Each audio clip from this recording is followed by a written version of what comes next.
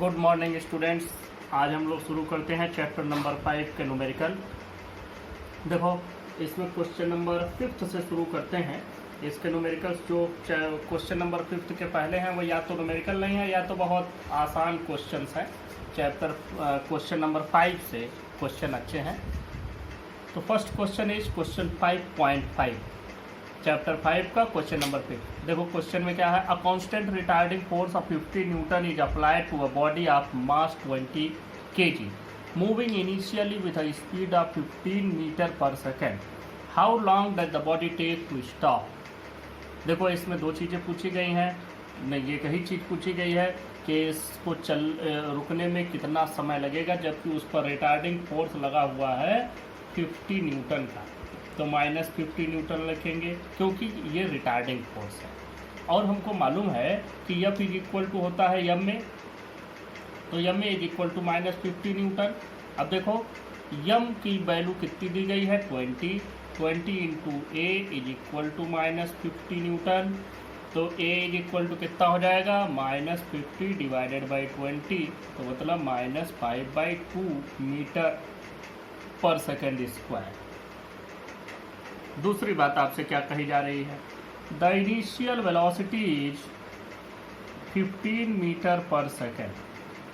तो final velocity क्या होगी, फाइनल वेलोसिटी 0, क्योंकि वो अल्टीमेटली जाके रुक जाता है।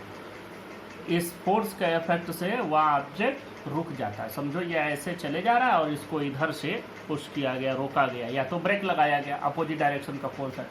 तो यू हो गया, वी हो गया, ए भी तुमको दिया गया है, ए की वैल्यू है -5/2 मीटर पर सेकेंड स्क्वायर। तो आपको पता क्या करना है, टी आपको पता करना है, टाइम। कौन सा फार्मूला लगाओगे, सीधे सारी चीज़ें देख के तुरंत समझ में आता है, वी यू ए टी है तो हम क्या लगाएं, v equal to u plus A t. V की वैल्यू 0, यू की आपको दिया ही है, प्लस ए की जगह क्या लिखोगे -5/2 इंटू टी की वैल्यू तो आपको पता ही करनी है। इसको इधर ले आओ तो टी की वैल्यू क्या हो जाएगी, पहले इधर कर दो तो हो जाएगा 5/2 टी इक्वल टू 15। तो यहाँ से देखो टी की वैल्यू क्या हो जाएगी 15 इंटू 2 डिवाइडेड बाई 5, और ये वैल्यू हो जाएगी 6 second. This is the answer of this question. Next question, sixth question, a constant force acting on a body of mass 3 kg changes its speed from 2 meter per second to 3.5 meter per second in 25 seconds. The direction of motion of the force remains unchanged. What is the magnitude and direction of the force? अब यहाँ पर आपको देखो जो चीज़ें दी गई हैं, पहले तो दिया गया है u इक्वल टू 2 मीटर पर सेकेंड। दूसरी चीज़ है v दिया है 3.5 मीटर पर सेकेंड, और तीसरा टाइम दिया है 25 सेकेंड। ये तीन बातें आपको दी गई हैं। मास भी आपको दिया गया है, mass is equal to 3 kg। और देखो इसमें आपसे पूछा जा रहा है कि मैग्नीट्यूड और डायरेक्शन दोनों बताओ। तो देखो मैग्नीट्यूड तो हम लोग कैलकुलेट करेंगे। मैग्नीट्यूड जैसे फोर्स का मैग्नीट्यूड चाहिए तो क्या करोगे, F इज इक्वल टू यम ए आपके पास नहीं है तो इस डेटा से यू वी टी से आपको ए मिल जाएगा, v equal to u plus A t formula लगाएंगे। लेकिन इसमें एक बात है कि व्हाट इज़ द डायरेक्शन। देखो यहाँ पर फोर्स जब लगाए तो जो ऑब्जेक्ट का मोशन है वो स्पीड है, वो स्पीड बढ़ जा रही है। इसका मतलब जिस डायरेक्शन में उसका मोशन हो रहा है उसी डायरेक्शन में फोर्स अप्लाइड है। अगर उसके अपोजिट में होता तो ये स्पीड कम हो जाती है। मतलब कि डायरेक्शन के लिए आप पहले ही लिख सकते हैं, direction of the force is same as the direction of motion of object. अब दूसरी बात पर आते हैं, ए की वैल्यू कैलकुलेट करते हैं। From v equal to u plus A t value put up कर दें। v की वैल्यू 3.5, u 2 प्लस a की वैल्यू a ही है, अभी हमें कैलकुलेट करना है। t की वैल्यू 25। देखो ये value 3.5 minus 2 is equal to, अब यहाँ कितना बचेगा 1.5 इक्वल टू a इंटू 25। तो a की वैल्यू आपको मिलेगी यहाँ से 1.5 डिवाइडेड बाई 25 और ये वैल्यू आ जाएगी 0.06 मीटर पर second square. Now you have to calculate force. Force is equal to m3 into 0.06 और यहाँ से आपको वैल्यू मिलेगी 0.18 newton. This is the force and direction of force is same as the direction of motion because the speed is going to increase. Question number 7 की बात करते हैं। A body of mass 5 kg is acted upon by two perpendicular forces of 8 Newton and 6 Newton. Give the magnitude and direction of the acceleration of the body. जरा ध्यान से देखो, ये रहा हमारे पास वो ऑब्जेक्ट, ये किसी सरफेस पर रखा हुआ है। इस पर एक फोर्स लगा 8 न्यूटन इधर, दूसरा फोर्स लगा 6 न्यूटन इधर। अब इन दोनों का रिजल्टेंट हमको चाहिए। दोनों परपेंडिकुलर लग रहे हैं, या इधर और ऐसे भी बना सकते थे, जैसे ही बनाते परपेंडिकुलर डायरेक्शन बनाना है। हमको इनका रिजल्टेंट चाहिए, मतलब जोड़ना है। तो हमारे पास दो तरीके हैं, ट्रायंगुलर मेथड और पैरेललोग्राम। पैरेललोग्राम वाला यूज करते हैं। इसके ठीक पैरेलल लाइन ड्रा करते हैं सीधा, इसके भी ठीक पैरेलल लाइन ड्रा करते हैं। तो इसको अगर हम इससे मिलाते हैं, it is the direction of the resultant force. अब देखो, अब हमको अगर ये रिजल्टेंट चाहिए तो ये है 6 न्यूटन, इसको हम F मान लें, इसको F1 मान लो और इसको मान लो F2। अब देखो, हम अगर बात करें कि F कितना हो, तो F is equal to Pythagoras theorem से √8² + 6²। सीधा आप कर दें, इसमें कोई ज़्यादा वो नहीं है। 8² मतलब 64 + 36 मतलब आपको √ मिल जाएगा। ये फोर्स दोनों ऐड करोगे 100 मतलब 10 न्यूटन का एग्जैक्ट फोर्स इस पर लगा। अब आपको चाहिए acceleration. Give the magnitude and direction of the acceleration. तो पहले मैग्नीट्यूड निकाल लो, A is equal to F/m। तो F की वैल्यू 10 डिवाइडेड बाई m की वैल्यू देखो कितना है, मास ऑफ 5 kg। तो इसका मतलब इसका एक्सीलरेशन हो गया 2 मीटर पर सेकेंड स्क्वायर। और what will be the direction of this acceleration? The direction will be same as that of the direction of resultant force. जिधर जिस डायरेक्शन में रिजल्टेंट फोर्स है, नेट फोर्स जिस डायरेक्शन में, उसी डायरेक्शन में एक्सीलरेशन भी होगा। तो ये अगर हम एंगल मान लें थीटा, और ये थीटा एंगल हमने मान लिया कहाँ से, 8 न्यूटन वाले फोर्स से। तो आप tan थीटा भी कैलकुलेट कर सकते हैं, cos थीटा भी कैलकुलेट कर सकते हैं, आप जैसे चाहें कैलकुलेट कर सकते हैं। तो अगर हम डायरेक्शन ऑफ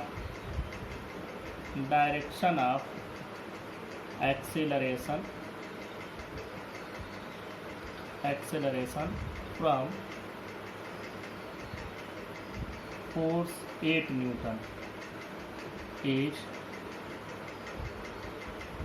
गिवन बाई, अब देखो इसका हमको डायरेक्शन चाहिए।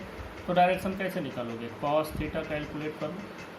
cos थीटा अगर हम कैलकुलेट करेंगे तो बेस बाय हाइपोटेन्यूज मतलब 8/10, और इसको हम लिख सकते हैं 4/5। तो यहाँ से थीटा इज इक्वल टू क्या हो जाएगा, cos इनवर्स 4/5। आपको इसके डिटेल में नहीं जाना कि cos इनवर्स में कितना आएगा, कुछ भी आए। आप इसी वैल्यू को tan थीटा से भी कैलकुलेट कर सकते हैं। अगर tan थीटा से कैलकुलेट करोगे तो क्या हो जाएगा, परपेंडिकुलर बाई बेस, परपेंडिकुलर है 6 डिवाइडेड बाई 8, तो ये हो जाएगा 6/8। ये वैल्यू आएगी 3/4 और यहाँ से थीटा की वैल्यू मिल जाएगी tan inverse 3/4। Both are correct. अलग अलग क्वेश्चन अलग अलग बुक्स में अलग अलग आंसर निकालते हैं, तो ये आपका आंसर हो गया। अब ये क्वेश्चन देखो, ये आपके NCERT बुक में कुछ अलग तरह से दिया है, मैंने थोड़ा सा उसको काट के लिखा है। देखो थोड़ा सा छोटे में लिख दिया। देखो, a three wheeler moving with a speed of 36 km/h made to stop in 4 second. What is the average retarding force if the mass of three wheeler is 400 kg and the mass of driver is 65 kg। तो देखो पहले आपको इसमें करना क्या है, इसमें करना ये है कि सबसे पहले आपको अगर रिटार्डिंग फोर्स निकालना है तो F is equal to M में, सिंपल फार्मूला, जहाँ से मास आपको दिया गया है दोनों के मासेज ऐड कर देने हैं। ये बहुत आसान क्वेश्चन है। बस आपको पहले क्या करना है, एक्सेलरेशन पता करना है। तो एक्सेलरेशन के लिए देखो पहले ये किस स्पीड से चल रहा है, u is equal to 36 kilometre per hour. It can be written as 36 into 5/18, ये सेकेंड में है। अगर ये भी आवर में होता तो हम यूज कर लेते डायरेक्ट। 5/18 मतलब कि आपको ये वैल्यू हो जाएगी 10 मीटर पर सेकेंड। तो v की वैल्यू है 0 क्योंकि अल्टीमेटली ये रुक जाता है। t की वैल्यू है 4 second. Now you have to find the acceleration. तो from v equal to u plus 80 ये फार्मूला लगाओ। v की value 0 is equal to u मतलब 10 प्लस a की वैल्यू मतलब a और t की वैल्यू हो गई 4। तो यहाँ से देखो अगर हम इसको इधर ट्रांसफ़र कर देंगे तो क्या वैल्यू हमको मिलेगी, ध्यान से देखो यहाँ पर -a into 4 is equal to 10। तो a की वैल्यू हो जाएगी -10/4 मतलब -5/2 मीटर पर second square. This is the value of retardation, या अपने आप नेगेटिव आ गया मतलब आप रिटार्डेशन समझ सकते हैं। Now the average force, retarding force, तो F is equal to M में। अब देखो एम की वैल्यू क्या हो जाएगी 400 प्लस 65 और इंटू ए की वैल्यू -5/2। अब ये जो वैल्यू आप इसको मल्टीप्लाई करेंगे तो आपको मिल जाएगा -1162.5 न्यूटन। माइनस में लिखो, अगर यहाँ एफ लिखते हो तो माइनस में लिखना, अगर यहाँ नाम लिख देते हो रिटार्डिंग फोर्स तो इसको प्लस में लिखना, क्योंकि वो तो ऑब्वियसली रिटार्डिंग है मतलब अपोजिट डायरेक्शन में अप्लाइड होगा। This is the answer of this question. अगला क्वेश्चन देखो, a rocket, question number 9 5.9, a rocket with a lift of mass 20,000 kg is blasted upwards with an initial acceleration of 5 meter per second square. Calculate initial thrust of the blast. देखो है क्या, rocket ऊपर की ओर जाना है, ये rocket को अगर अपवर्ड डायरेक्शन में मूव करना है और एक्सेलरेशन है 5 मीटर पर सेकेंड स्क्वायर, मास दिया गया है 20,000 kg। तो इसके लिए कितना फोर्स लगाएं, बस यही है इनिशियल थ्रस्ट ऑफ ब्लास्ट। जैसे कुछ भी, जैसे आपने दिवाली में रॉकेट जलाए होंगे तो रॉकेट में नीचे से आप आग लगाते हैं तो वो ऊपर चला जाता है, तो वो भी एक तरह का ब्लास्ट है, इसी से वो ऊपर की ओर जाता है। ऐसे ही सभी रॉकेट भेजे जाते हैं। तो यहाँ भी हमको वही चीज़ यूज़ करनी है कि कितना फोर्स लगेगा उस ब्लास्ट से, हमको फोर्स ही पता करना है। तो ज़रा सा देखो हम फोर्स कितना लगाएं, अगर हम F is equal to M में लगा दें बिल्कुल आसानी से हमको मिल जाएगा। लेकिन यहाँ सिर्फ और सिर्फ यही इतना नहीं है, यहाँ पर ग्रेविटेशनल एक्सेलरेशन g नीचे की ओर काम कर रहा है। तो पहले तो कुछ न कुछ फोर्स चाहिए जो कि इसको 9.8 मीटर पर सेकेंड स्क्वायर का अपवर्ड एक्सेलरेशन देगा, तब ये कांस्टेंट स्पीड से चलना शुरू होगा। इस बात को बहुत अच्छे से समझो। अगर हम किसी ऑब्जेक्ट को ऊपर की ओर फेंकते हैं तो नीचे की ओर उस पर एक एक्सेलरेशन या ग्रेविटेशनल फोर्स जो लगता है, उसमें जो एक्सेलरेशन है वो है g। तो पहले इतना एक्सेलरेशन दो इस डायरेक्शन में g के बराबर ही अपवर्ड जब दे देंगे, तब तो हमको ये मिलेगा कि अब ये कांस्टेंट स्पीड से चलना शुरू होगा। लेकिन हमको इसको कांस्टेंट स्पीड ही नहीं देनी है, बल्कि ये एक्सेलरेशन भी देना है अपवर्ड डायरेक्शन में। तो अपवर्ड डायरेक्शन में हमको कितना कुल एक्सेलरेशन देना होगा, g प्लस a के बराबर। तो हम लोग लिखेंगे कि इनिशियल थ्रस्ट का मतलब अपवर्ड फोर्स, तो initial thrust is equal to up thrust required to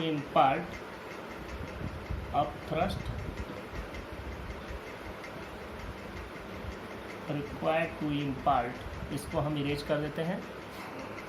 देखो इनिशियल थ्रस्ट की जो वैल्यू होगी तो किसके बराबर होगी, अब thrust required to impart acceleration a, यह इतना एक्सेलरेशन 5 मीटर पर सेकेंड स्क्वायर का, a की वैल्यू भी लिख लो, a is equal to 5 metre पर सेकेंड स्क्वायर, और एम भी लिख लेते हैं 20,000 kg। तो पहले तो upthrust required to impart acceleration a plus upthrust required to overcome gravitational pull. Gravitational pull भी नीचे की ओर लग रहा है, ग्रेविटेशन का जो खिंचाव नीचे की ओर है उसको भी ओवरकम करना है, उसको उससे भी पार पाना है। तो उतना तो पहले लगाओगे ही जी के बराबर का अपवर्ड डायरेक्शन में, और तब उतना लगाएंगे कि जिससे इसको इतना मिले। तो ये एफ की वैल्यू कितनी हो जाएगी, देखो m a plus m g, और यहाँ एम कॉमन ले लो, a plus g, value put up कर दो 20,000, और ए की वैल्यू पाई प्लस 9.8, और जब आप इसको सॉल्व करेंगे तो आप पाएंगे 296, और ऐसे लिख दो 2.96 इंटू 10⁵ न्यूटन, ये ज़्यादा बेटर होगा। वैसे अगर हम लिखेंगे तो 000 बढ़ता चला जाएगा, लेकिन अच्छा यही है 2.96, इसके आगे 3 जीरो आएंगे तो 3 जीरो हटा करके आप लिख सकते हैं, ऐसे भी लिख सकते हो, दोनों चीज़ें देख लो। अगर हम यहाँ पॉइंट ना लगाएं 296,000 न्यूटन इतना आएगा। अब इसी को 1 2 3 4 5 प्लेस इधर हम ले आते हैं तो 2.96 into 10⁵ newton in the scientific form. This is the answer of this question. देखो नाउ नेक्स्ट क्वेश्चन इज 5.10। ये क्वेश्चन थोड़ा सा अच्छा है। A body of mass 0.4 kg moving with a constant speed of 10 metre पर सेकेंड टू नॉर्थ डायरेक्शन में 10 metre पर second से 0.4 kg का ऑब्जेक्ट चल रहा है। It's subjected to a constant force of 8 newton directed towards south for 30 second. अब एक फोर्स है 8 न्यूटन का जो इसके मोशन के जस्ट अपोजिट से, ये नॉर्थ में जा रहा है तो फोर्स किधर है, साउथ की ओर है, मतलब अपोजिट डायरेक्शन में फोर्स इस पर लगाया गया। कितने देर तक, 30 सेकेंड तक। अब देखो, take the instant the force is applied to be t equal to 0 and the position of the body at that instant to be x is equal to 0। तो देखो ये तो चले जा रहा था नॉर्थ की ओर। अब हम अगर इसको ऐसे बनाएं कि ये नॉर्थ की डायरेक्शन में चले जा रहा है, इसकी वेलोसिटी 10 मीटर पर सेकेंड है। जिस टाइम ये चलता हुआ ऑब्जेक्ट, जिस टाइम इस पर फोर्स अप्लाई होना शुरू हुआ इस डायरेक्शन से, यह फोर्स लगा, उस समय को हम ले लिए t इक्वल टू 0, और उस समय जो जिस जगह पर यह ऑब्जेक्ट पहुंचा है उस पॉइंट को ले लिया x इज इक्वल टू 0। अब हमको पता करना है इसकी पोजीशन कहाँ होगी, -5 सेकेंड पर, 25 सेकेंड पर और 100 सेकेंड पर। तो सोल्यूशन पर चलते हैं, सोल्यूशन पर बात करते हैं। देखो पहले तो u की वैल्यू आपको दिया गया है 10 मीटर पर सेकेंड। दूसरी चीज़ m की वैल्यू दिया है 0.4 kg। तीसरी चीज़ आपको एक्सीलरेशन यहाँ मिल जाएगा, f इज इक्वल टू दिया है -8 Newton, -8 Newton because it is applied in the opposite direction of motion of object. तो a की वैल्यू क्या हो जाएगी, a की वैल्यू हो जाएगी -f/m, मतलब -8 डिवाइडेड बाई 0.4, और यहाँ से आपको मिल जाएगा 20 मीटर पर सेकेंड स्क्वायर का एक्सीलरेशन। इतनी बातें आपको मिल गई। अब आपको निकालना है, पहले क्वेश्चन पर हम लोग चलते हैं। Question number 1, at t is equal to -5 second. देखो जब फोर्स लगा तब क्या था, t की वैल्यू 0, तो t इक्वल टू -5 मतलब फोर्स अब एग्जर्ट होने के 5 सेकेंड पहले का समय। तो उस समय ऑब्जेक्ट कैसे मूव कर रहा था, उस समय ऑब्जेक्ट 10 मीटर पर सेकेंड के कांस्टेंट स्पीड से मूव कर रहा था, उसमें कोई एक्सेलरेशन था ही नहीं। तो उस 5 सेकेंड में फोर्स लगाने के 5 सेकेंड पहले ये कितनी दूरी चला। अगर हमको ये डिस्टेंस चाहिए तो हमको क्या करना होगा, हमको करना होगा simple, distance is equal to velocity into time. तो हम लोग x की वैल्यू पता कर लें, तो x की वैल्यू क्या हो जाएगी, u इंटू टी। u की वैल्यू कितनी, 10 मीटर पर सेकेंड। t की वैल्यू कितनी, 5, हम माइनस में नहीं लिखेंगे क्योंकि हमको तो मैग्नीट्यूड चाहिए। तो ये वैल्यू आ जाएगी 50 मीटर, ये वैल्यू आ गई, यहाँ से आपको मिल जाएगा। या तो आप इसको ऐसे भी लिख सकते हैं, अगर मान लो कि डायरेक्शन के साथ लिखना चाहो तो इसको और भी अच्छे तरीके से आप माइनस लिख, ये तो मिलेगा हमको यहाँ -50 मीटर। मतलब कि ये -50 मीटर किस डायरेक्शन को रिप्रेजेंट कर रहा है, -50 मीटर रिप्रेजेंट करेगा इधर की ओर डायरेक्शन। यहाँ से यक्स से जहाँ यक्स 0 माना गया है उसके पहले की डायरेक्शन को रिप्रेजेंट करेगा।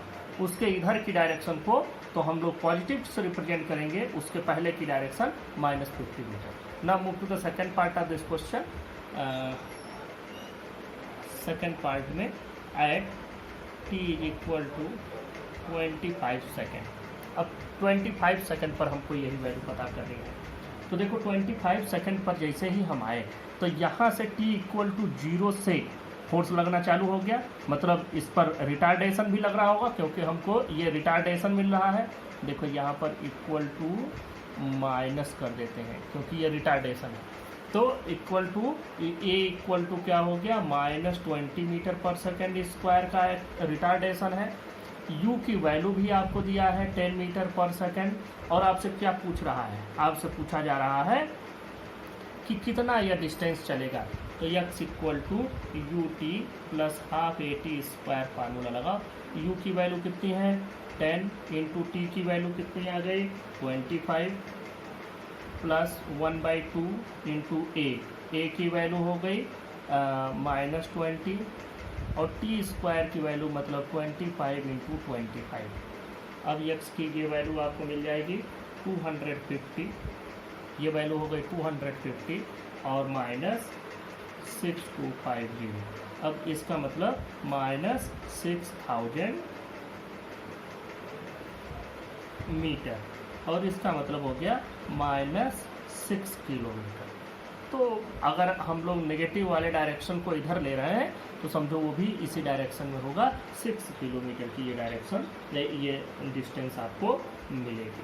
और तीसरी बात, इसकी पोजीशन हमको मिलती चली जा रही है थर्ड वाले में ही थोड़ा सा हमको दिमाग लगाना पड़ेगा। At t equal to 100 second. यहाँ पर भी देखो, यहाँ दो तरह का मोशन हो जाएगा। दो तरह का मोशन क्यों होगा, क्योंकि यहाँ से ध्यान दें, जब हमने फोर्स लगाया यहाँ पर, जब अपोजिट डायरेक्शन से फोर्स लगा है तो उस समय तो t इक्वल टू 0 था। यह फोर्स कहाँ तक लगा है, यह फोर्स वहाँ तक लगा है जहाँ तक t इक्वल टू 30 सेकेंड है, क्योंकि आपके क्वेश्चन में ही दिया गया है कि the opposite force is applied for 30 second. इसका मतलब 30 सेकेंड तक तो ये इस फोर्स के इन्फ्लुएंस में चलेगा। ये जो अपोजिट डायरेक्शन से फोर्स लगा है उसके प्रभाव में यह चलेगा 30 सेकेंड तक। तो उस 30 सेकेंड के लिए तो इस पर रिटार्डेशन भी लगेगा। यह जो रिटार्डेशन हमने अभी इस वाले में यूज किया, यह रिटार्डेशन भी लगेगा। लेकिन इसके साथ साथ जब ये इस जगह पर पहुंचेगा तो यहाँ पर यह कुछ वेलोसिटी पालेगा। 30 सेकेंड में इसकी कुछ न कुछ वेलोसिटी हो जाएगी। अब जो भी वेलोसिटी 30 सेकेंड पर रहेगी, 30 सेकेंड के बाद तो फोर्स हटा लिया गया, अब उसी कांस्टेंट वेलोसिटी से 70 सेकेंड तक ये चलेगा। तो मतलब this 100 second will be divided into 2 parts, 30 second in the influence of force and next 70 second without force. तो हम लोग बात करते हैं कि इसमें इस पूरे 100 सेकेंड को कैसे बांटा जाए। देखो यहाँ पर लेते हैं for first 30 second u is equal to value आपकी हो गई 10 मीटर पर सेकेंड और a is equal to -20 u a और t की तो वैल्यू हो ही गई, t इक्वल टू 30 सेकेंड। तो वी कैन इजीली कैलकुलेट। तो x1 is equal to u t plus half a t square, इस फार्मूले से आपको मिल जाएगा। थोड़ा और इधर आ जाते हैं, you t plus half a t square, value रख दो। u मतलब 10, t मतलब 30 और प्लस 1/2 -20 और t स्क्वायर की वैल्यू 30 इंटू 30। ये x1 की वैल्यू आपको मिल जाएगी। देखो यहाँ से आप आ जाएंगे 300 और यहाँ से आप आ जाएंगे 900 यहाँ से मिलेगा 900 और 10, तो मतलब -9000।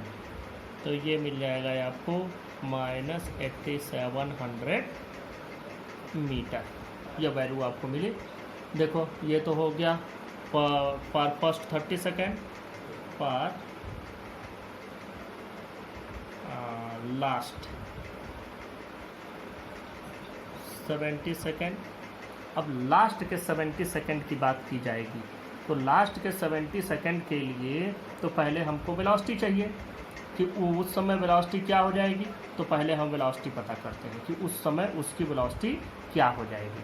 तो देखो 30 सेकेंड जब इससे चला है तो उसके पास कौन सी वेलोसिटी आई, वो हम वेलोसिटी कैसे पता करेंगे। For last 30 second the u equal to velocity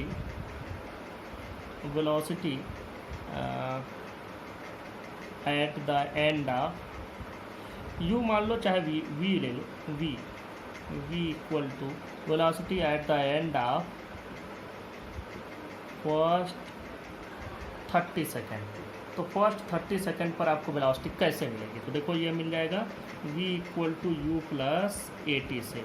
तो u की वैल्यू पहले क्या थी, 10 थी, और प्लस a की वैल्यू है -20, कितने सेकेंड तक, 30 सेकेंड तक।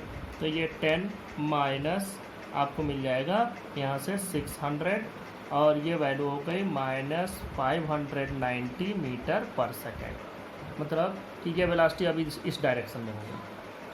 चलो अब बात करते हैं कि ये -590 मीटर पर सेकेंड की वेलोसिटी हो गई। तो अब ऑब्जेक्ट क्या करेगा, इसी कांस्टेंट वेलोसिटी से, क्योंकि अब तो फोर्स लगना बंद हो गया 30 सेकेंड के बाद, तो 30 सेकेंड के एंड पर इसको यह वेलोसिटी मिली, तो अब यह इसी वेलोसिटी से मूव करता चला जाएगा। लिखो अब यहाँ पर समझो, the object moves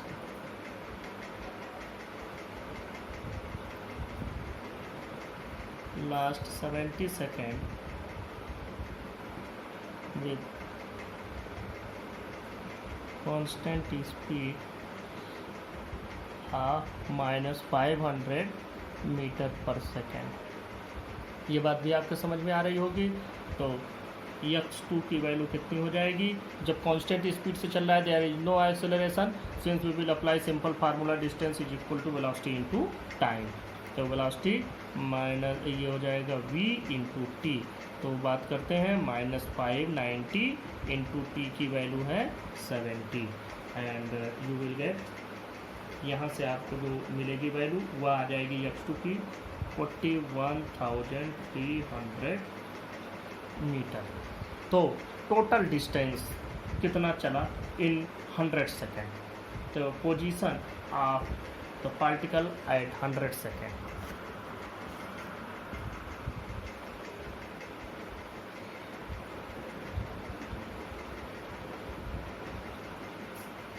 position at 100 second, x is equal to x1 plus x2।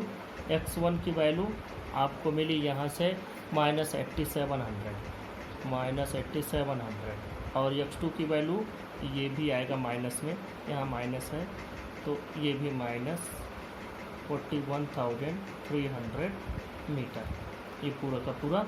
अब जब हम इसको जोड़ेंगे तो x की वैल्यू हो जाती है -50,000 मीटर, या we can write it -50 kilometre. This is the answer of this question, this is the solution of this question. Question number 11, यह थोड़ा सा टिपिकल और अच्छा क्वेश्चन है। A truck starts from rest and accelerates uniformly with 2 metre पर second square. At t equal to 10 seconds, a stone is dropped by a person standing on the top of truck 6 meter high from the ground. What are the velocity and acceleration of the stone at t is equal to 11 seconds? Neglect air resistance और g की value दिया गया है 10 metre पर second square. तो अब बात करते हैं कि ये क्वेश्चन कैसे सॉल्व होगा। बड़ा अच्छा क्वेश्चन है। देखो ये ट्रक चलना शुरू हुआ, ये हम मान लेते हैं यह ग्राउंड से ये ऐसे चल रहा है। अब देखो अगर ये इस डायरेक्शन में चल रहा है तो है क्या कि पहले जो इसका मोशन स्टार्ट होता है तो इसकी इनिशियल वेलोसिटी है u इक्वल टू 0, दूसरी बात ए की वैल्यू इसमें दिया गया है 2 मीटर पर सेकेंड स्क्वायर, ये ए की वैल्यू हो गई। टाइम दिया गया है time t equal to 10 second, कि 10 सेकेंड तक तो ये सीधा चलता रहा। 10वें सेकेंड पर यहाँ से एक ऑब्जेक्ट ड्रॉप किया जाता है, सिंपली ड्रॉप किया जाता है विदाउट अप्लाइंग एनी फोर्स आने। तो जब इसको ड्रॉप किया जाएगा इस जगह से, तो उस समय इसके पास हॉरिजॉन्टल वेलोसिटी तो होगी ही, और वो हॉरिजॉन्टल वेलोसिटी क्या होगी, 10वें सेकेंड के एंड पर जो भी हॉरिजॉन्टल वेलोसिटी इसको मिली होगी वही हॉरिजॉन्टल वेलोसिटी इसके पास होगी। तो वह वेलोसिटी हम लोग क्या कहेंगे, इस वेलोसिटी को आप नाम दीजिए Vx।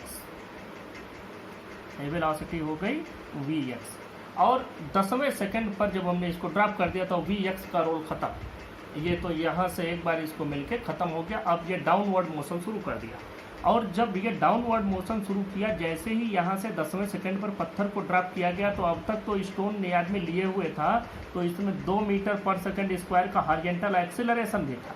लेकिन अब वो एक्सेलरेशन खत्म हो गया ड्रॉप करते ही उसके पास सिर्फ और सिर्फ वेलोसिटी बचेगी, वो भी वेलोसिटी का हॉरिजॉन्टल कंपोनेंट बचेगा जो 10वें सेकंड पर इसको मिला होगा। और ये ऑब्जेक्ट अब कैसे मूव करेगा, under the influence of gravity alone. अब ये ग्रेविटी में ही मूव करेगा, सिर्फ और सिर्फ ग्रेविटी का ही इन्फ्लुएंस रह जाएगा इस पर, और किसी चीज़ का इन्फ्लुएंस नहीं रहेगा।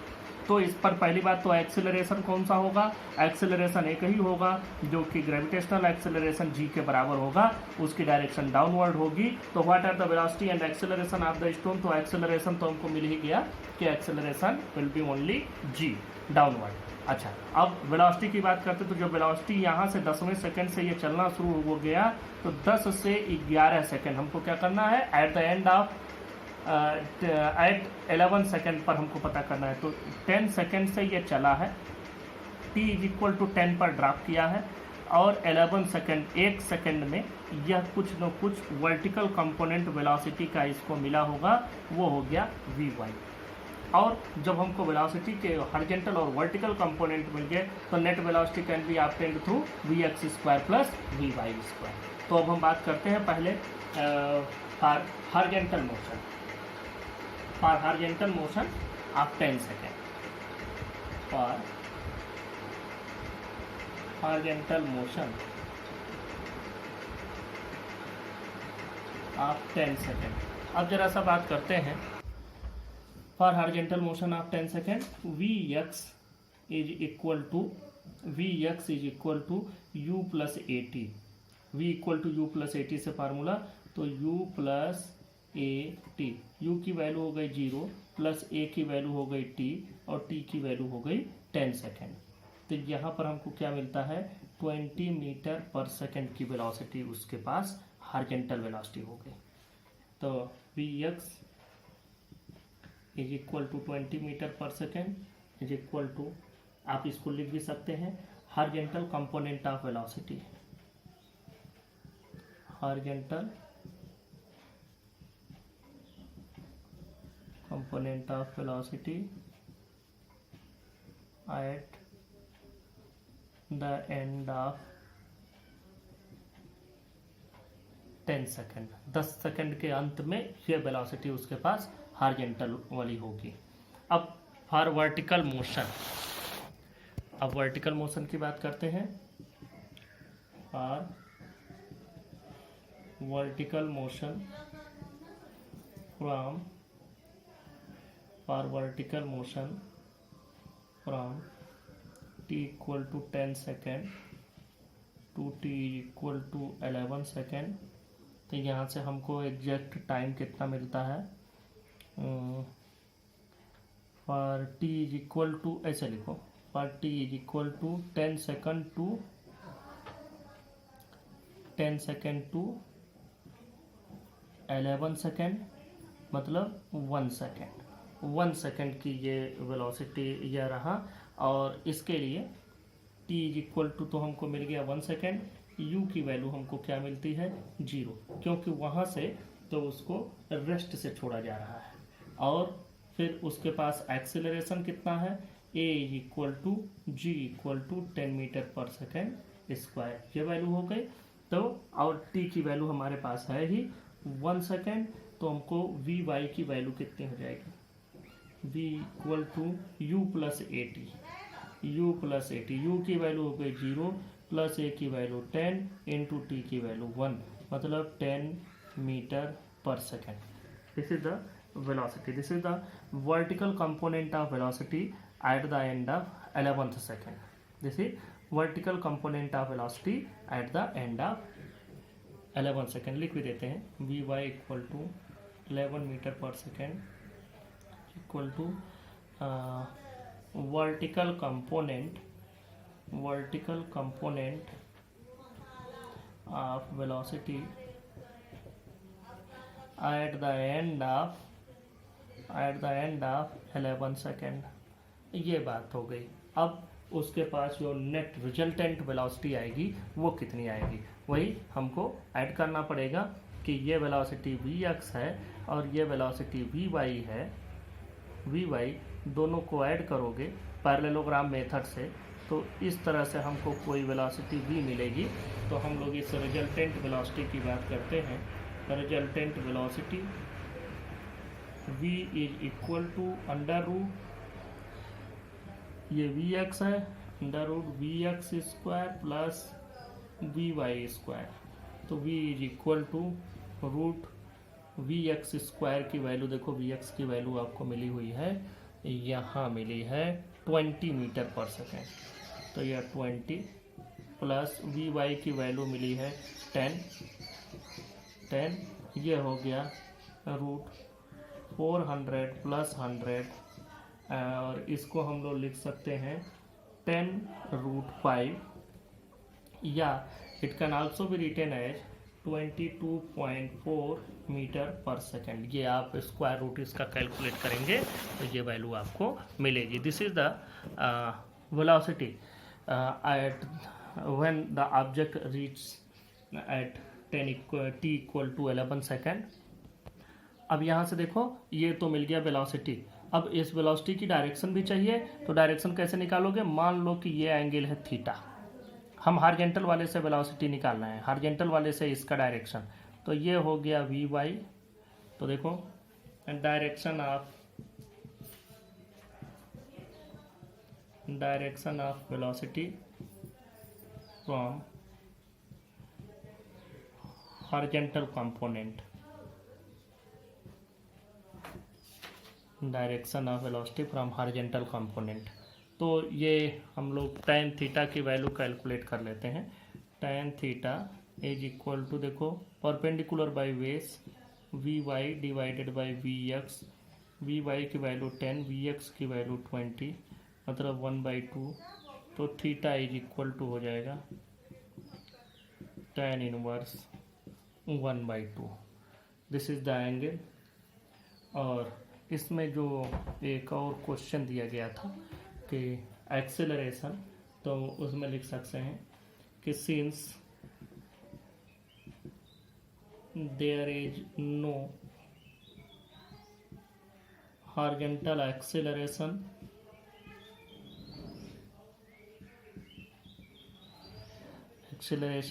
Of stone after t equal to 10 second, thus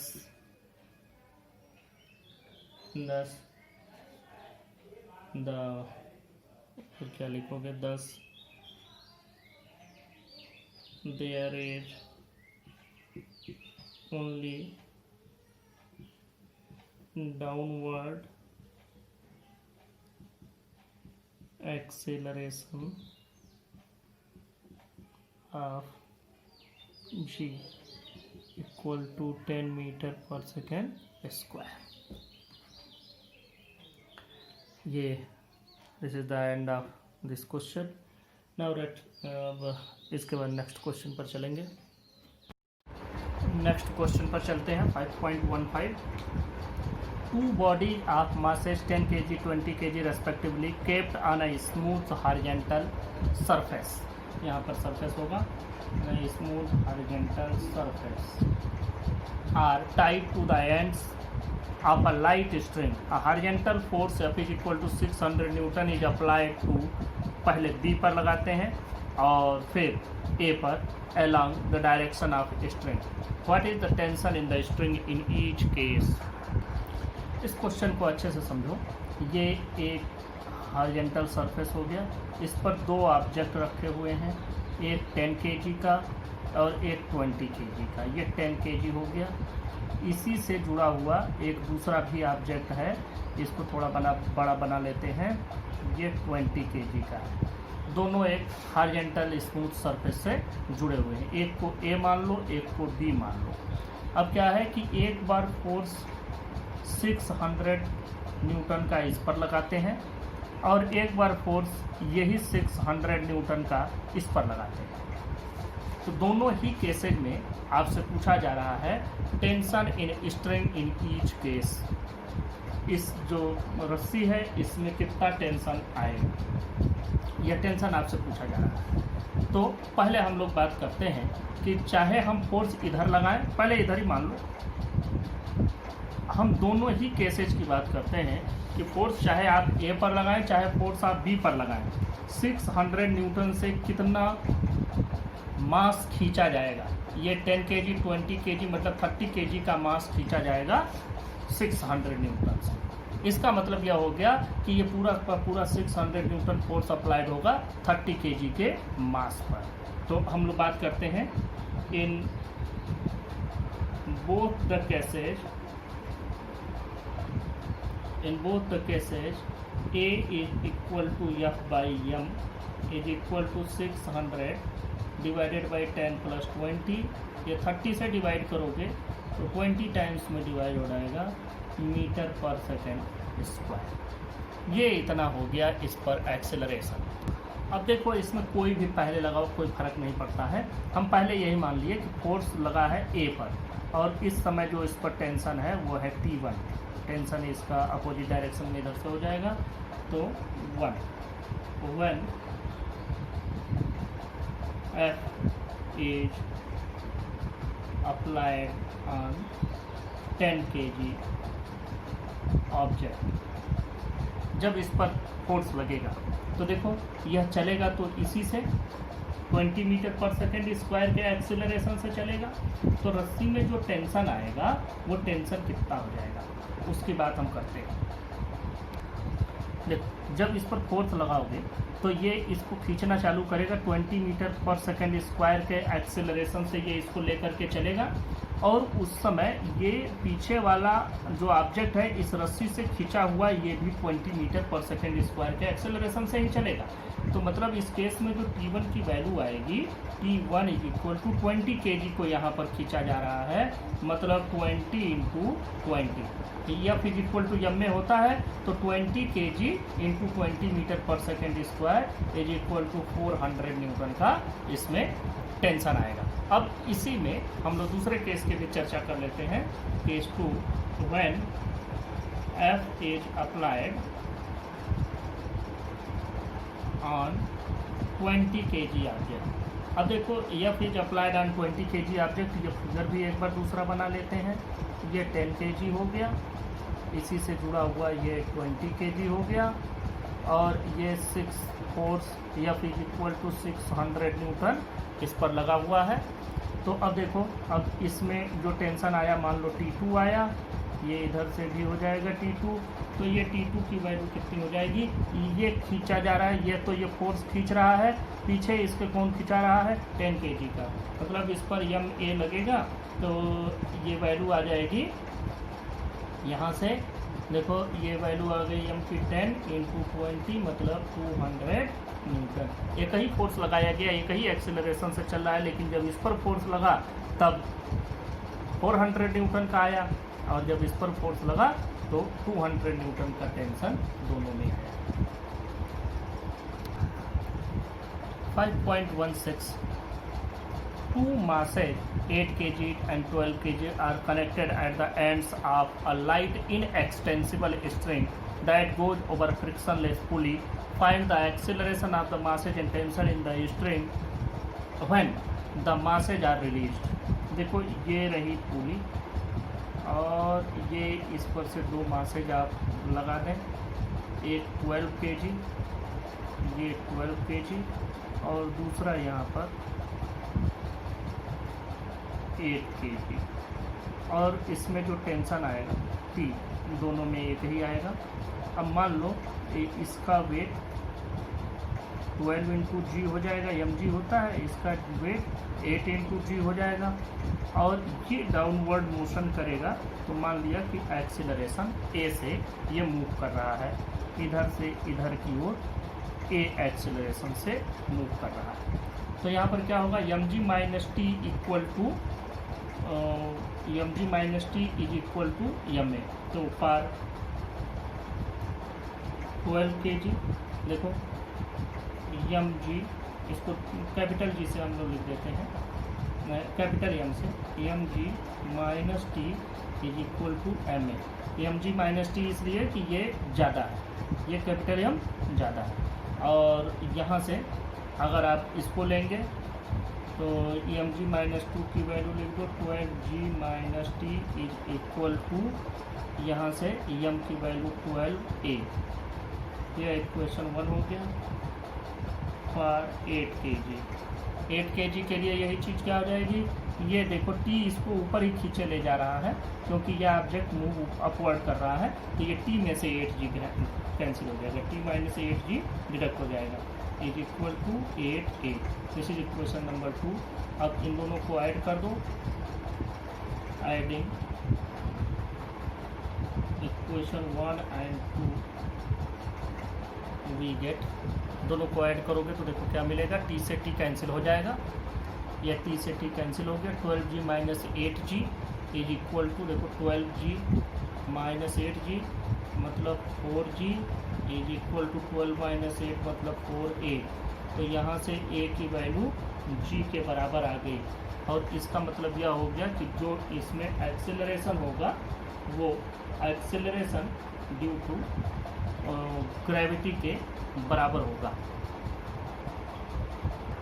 यहाँ देखो एक चीज़ हमने गलत कर दिया, लिखा है adding equation 1 and 2 we get, तो 12 में से 8 तो डिडक्ट हो गया, 12 माइनस 8 4 आ गया, ये ऐड होगा तो ये 12 और 8 20 हो जाएगा। ये यहाँ गलती हो गई, छोटी छोटी गलतियों को ध्यान में रखा करें।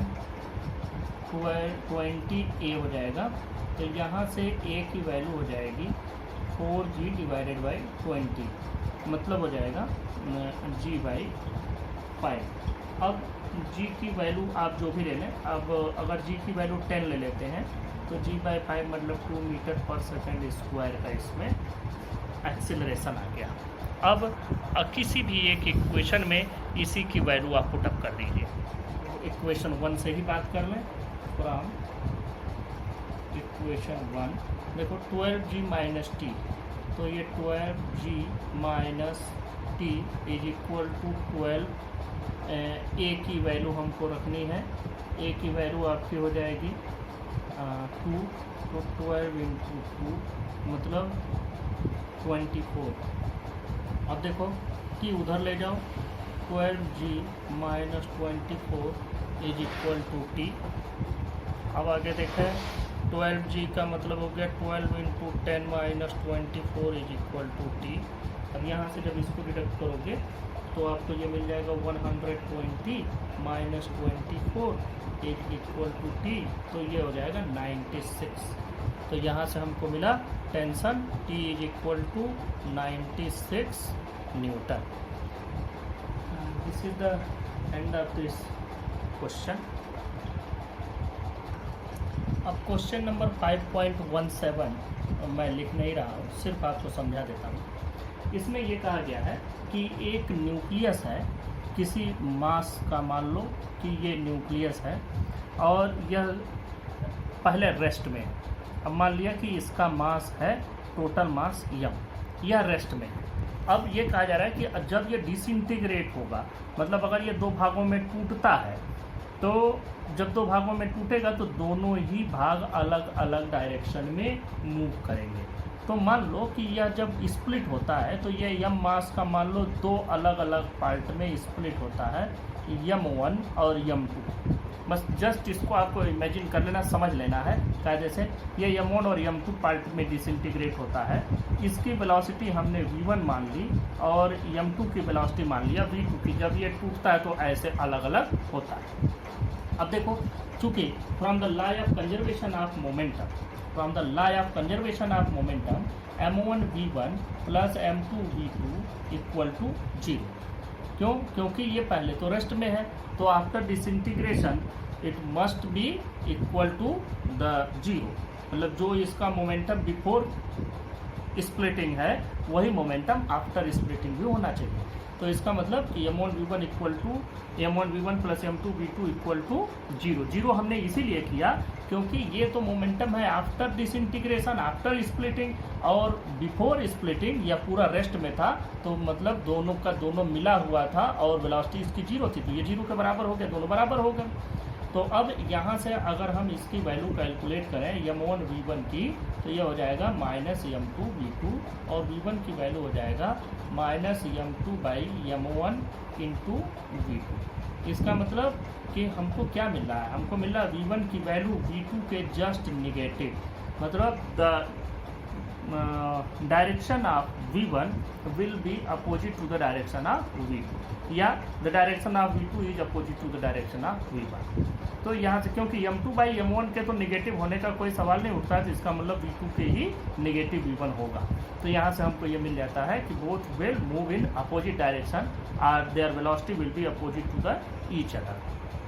अलग अलग हो सकती है, जो बड़ा पार्ट होगा वो किसी और वेलोसिटी से जाएगा, छोटा पार्ट किसी और वेलोसिटी से जाएगा, लेकिन after splitting they will definitely move in the opposite direction. तो ये हमारा कंप्लीट होता है इस चैप्टर के न्यूमेरिकल्स। बहुत सारे और भी न्यूमेरिकल्स हैं जो आपको सेल्फ से करने हैं, कुछ मैंने करवा दिए। And from the next lecture we will discuss about the chapter number 6.